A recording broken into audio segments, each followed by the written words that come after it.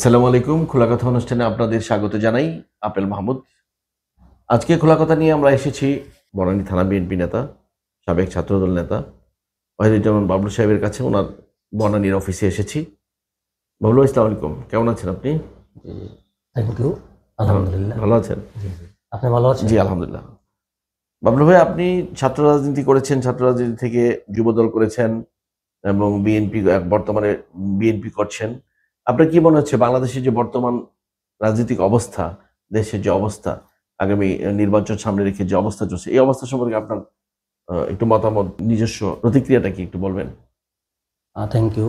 আসলে আমি দীর্ঘ প্রায় ৩৫ বছর এই জাতীয়তাবাদী দলের সাথে জড়িত। দীর্ঘদিন থানা ছাত্র দলের প্রেসিডেন্ট ছিলাম, আহ্বায়ক ছিলাম, মহানগরের ভাইস প্রেসিডেন্ট ছিলাম। আমি তিতুমির কলেজে পড়াশোনা করেছি, সেখানেও আমি ভাইস প্রেসিডেন্ট ছিলাম।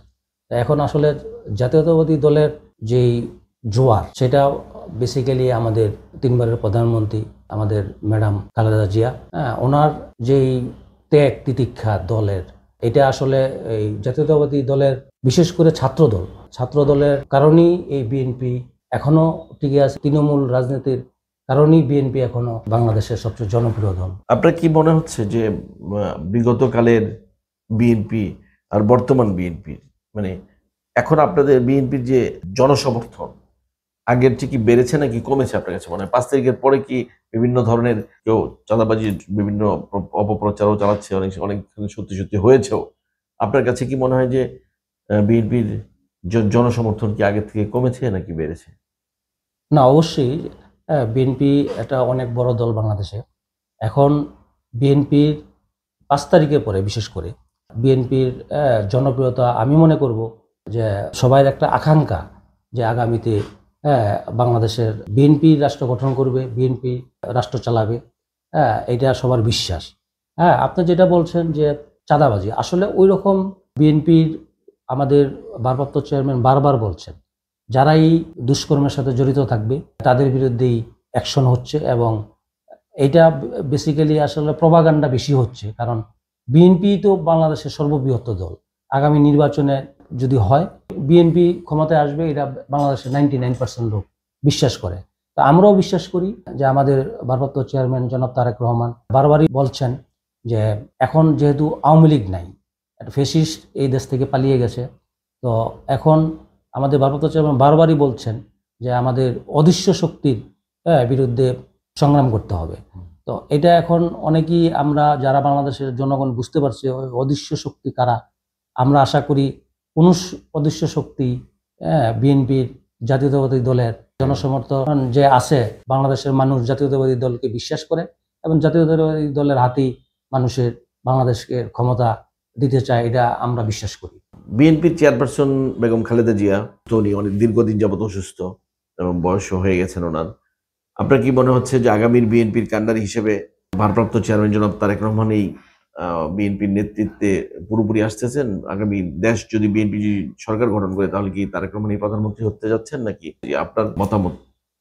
এটা আসলে আমাদের বাংলাদেশের জনগণ, বাংলাদেশ জাতীয়তাবাদী দলের চেয়ারপারসন বেগম খালেদা জিয়ার একটা বিশাল অংশ দেশের জনগণ আমাদের ম্যাডামকে খুবই শ্রদ্ধা করে।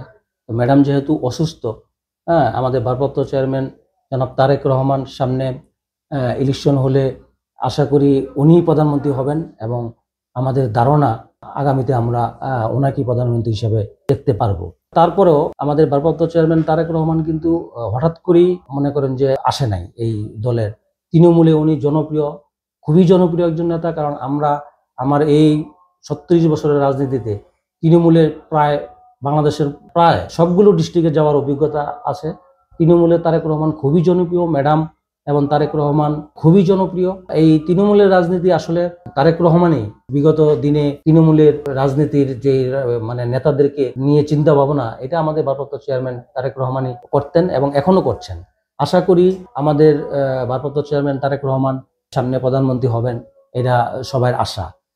আর তারেক রহমান এই দলের ধরেন সবচেয়ে নির্যাতিত যদি বলেন, তাহলে আমরা তো বলি যে ফ্যাসিস্টদের দ্বারা আমরা গত 17 বছর নির্যাতিত। আসলেই সবচেয়ে যদি নির্যাতিত বলেন তাহলে তারেক রহমান এবং হলো আমাদের ম্যাডাম, ওনারা সবচেয়ে বেশি নির্যাতিত হয়েছেন।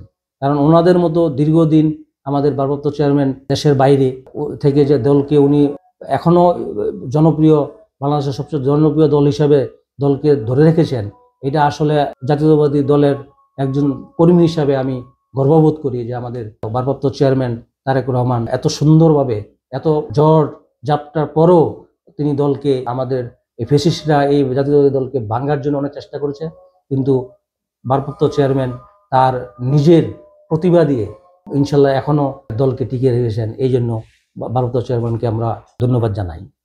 আপনার কি মনে হয় জাতীয় নির্বাচন আগামী ফেব্রুয়ারিতে হতে যাচ্ছে, হবে নাকি? অনেকেই বলছে জাতীয় নির্বাচন হওয়ার শঙ্কার মধ্যে আছে অনেকেই, কেউ বলছে হবে, কেউ বলছে হবে না, কেউ বলছে পিছাবে। আপনার কি মনে হয়? এটা আমরা বিশ্বাস করি এবং দেশের মানুষ বিশ্বাস করে যে ফ্যাসিস্ট বিদায় হয়ে যাওয়ার পরে এই দেশে বাংলাদেশ জাতীয়তাবাদী দল যদি নির্বাচন হয়, বিএনপি ইনশাল্লাহ নির্বাচনে জিতবে। একটা টাইম লাইন আমাদের বর্তমান কেয়ারটেকার গভর্নমেন্টের চিফ ডক্টর ইউনূস সাহেব দিয়েছেন যে আগামী ফেব্রুয়ারিতে নির্বাচন হবে। আমরা বিশ্বাস করি ফেব্রুয়ারিতে নির্বাচন হবে, কিন্তু কিছু অদৃশ্য শক্তি, আমাদের সেই ভারপ্রাপ্ত চেয়ারম্যানের সেই কথা যে অদৃশ্য শক্তির বিরুদ্ধে আমাদেরকে লড়াই করতে হবে, এটা আমরা লড়াই করতেছি। আশা করি ফেব্রুয়ারিতে নির্বাচন হবে এবং সুষ্ঠু নির্বাচন হলে বিএনপি ক্ষমতায় যাবে, এটা দেশের মানুষ বিশ্বাস করে, আমি বিশ্বাস করি। ইনশাল্লাহ বিএনপি ক্ষমতায় যাবে ইনশাল্লাহ। আপনার কি মনে হয় যে আওয়ামী লীগ যদি নির্বাচনে না আসে, তাদের প্রতীক না থাকে, তাহলে বিশাল একটা অংশ আওয়ামী লীগের আছে, তাদের ভোটগুলোকে আপনারা নিতে পারবেন? এরকম কোনো আপনাদের মনে হচ্ছে যে আপনাদের কার্যক্রম এরকম থাকবে যে এদের ভোটগুলো আপনারা, সাধারণ মানুষের ভোটগুলা, যারা সাধারণ আওয়ামী লীগ সমর্থিত, তাদের ভোটগুলো নেওয়ার কোনো প্ল্যান আপনাদের আছে কিনা? আসলে গত 17 বছর তো দেশে আসলে কোনো নির্বাচন হয় নাই। যারা নতুন প্রজন্ম তারা আসলে ভোট দেওয়ার জন্য পাগল, প্রায় সবাই অপেক্ষা করছে। নতুন প্রজন্ম আগামী ফেব্রুয়ারিতে ইলেকশন হবে, ভোট দিবে, সবাই একটা আনন্দমুখর পরিবেশে ভোট দিবে। তো এখন আপনারা যেটা বললেন যে আওয়ামী লীগের ফ্যাসিস্টরা তো এই দেশে লুটপাট করে চলে গেছে, বিশেষ করে ব্যাংক খাত বলেন, এই দেশের যুব সমাজ বলেন, সব ধ্বংস হয়ে গেছে। শেয়ার মার্কেট বলেন, কোনো ব্যবসায়ী বাংলাদেশের ওরা রাখে নাই, সবই ধ্বংস করে দিয়ে গেছে।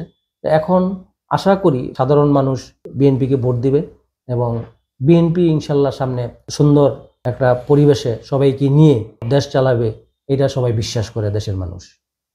আপনার জন্য শেষ প্রশ্ন, বাংলাদেশের যুবকদের ভোটার সংখ্যা, নতুন ভোটার সংখ্যা যাদের বলা হয় প্রায় 4 কোটির মতো, আপনার এই যুবকদের উদ্দেশ্যে কিছু বলবেন? আপনার বিএনপির পক্ষ থেকে যুবক ভোটারদের উদ্দেশ্যে কিছু বলবেন?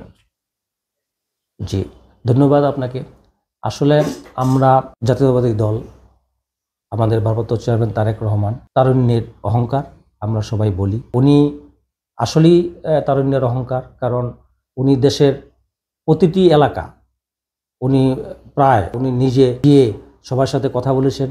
আপনারা জানেন তৃণমূল যে রাজনীতি, ওনাকে তৃণমূল রাজনীতির কিং বলা হয়, রাজা বলা হয়, কারণ তৃণমূল মানুষের আশা আকাঙ্ক্ষার প্রতীক জনাব তারেক রহমান। আমার সৌভাগ্য হয়েছে, যেহেতু আমি বনানী, গুলশানে এবং ঢাকা মহানগরের 36 বছর রাজনীতি, জাতীয়তাবাদী ছাত্র দলের সাথে বা বিএনপির সাথে, কলেজ পলিটিক্সের সাথে আমি জড়িত। আমার সৌভাগ্য হয়েছে যে 92-তে আমরা প্রথম আমাদের ভারপ্রাপ্ত চেয়ারম্যান জনাব তারেক রহমানকে এই বনানীতে একটা ইফতার পার্টিতে ওনাকে দাওয়াত দিয়েছিলাম। সেই থেকে আমি ব্যক্তিগতভাবে ওনাকে দেখেছি যে প্রধানমন্ত্রীর ছেলে বা প্রেসিডেন্টের ছেলে, এই জিনিসটা ওনার মাঝে ছিল না। এবং উনি এই যুব সমাজের আইডল বলা যায়, কারণ তার মাঝে কোনো অহংকার নেই। উনি তারপর 94 সালে 94 থেকে আমি ওনার সাথে চলার বা মিশার আমার অভিজ্ঞতা হয়েছে। বিশেষ করে কোকো ভাই, তারেক ভাই, ওনারা ডিসিএস মাঠে প্রতিদিন খেলতেন, আমরাও আমাদের সাথে প্রায় প্রতিদিনই দেখা হতো।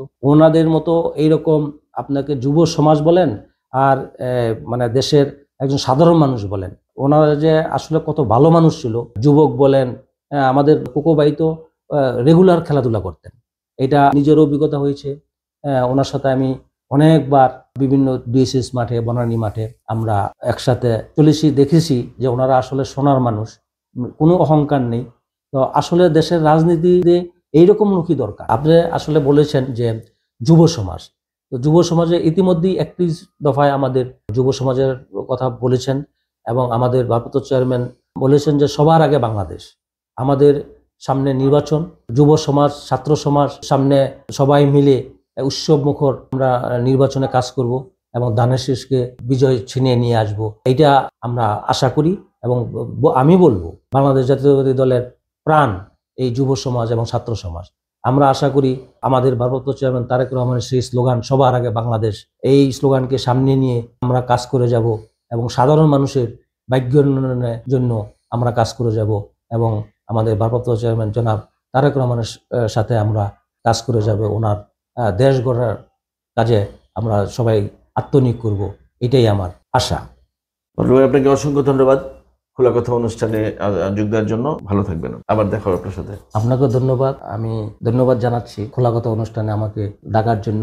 সুপ্রিয় দর্শক, আপনাদেরকে ধন্যবাদ জানাচ্ছি আমাদের অনুষ্ঠান দেখার জন্য। অন্য আরেকদিন অন্য আরেক সময় আপনাদের সাথে দেখা হবে এই খোলা কথা নিয়ে অন্য এক অতিথির সাথে। ততক্ষণ ভালো থাকবেন। আল্লাহ হাফেজ।